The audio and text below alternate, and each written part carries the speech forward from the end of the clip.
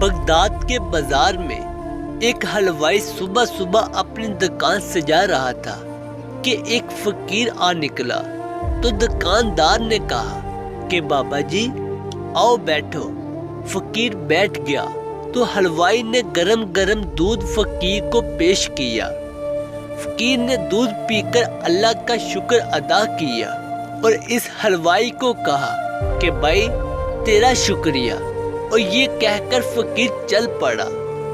بازار میں ایک فحشہ عورت اپنے دوست کے ساتھ سیڑھیوں پر بیٹھ کر موسم کا لطف لے رہی تھی۔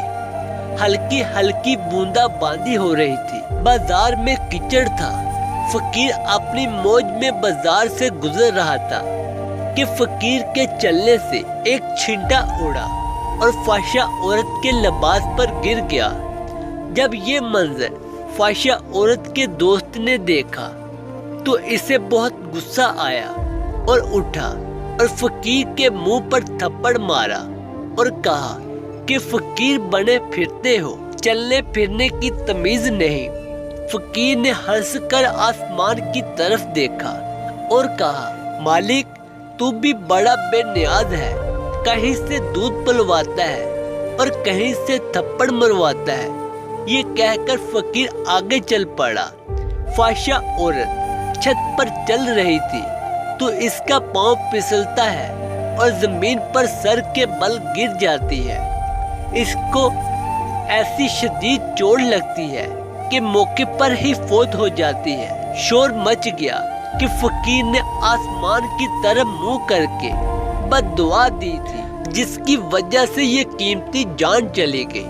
فقیر ابھی بازار کے دوسرے کونے تک نہیں پہنچ پائے تھے کہ لوگوں نے فقیر کو پکڑ لیا اور کہا کہ بڑے فقیر بنے پھرتے ہو، حوصلہ بھی نہیں رکھتے ہو۔ فقیر نے کہا کہ کیا ہوا؟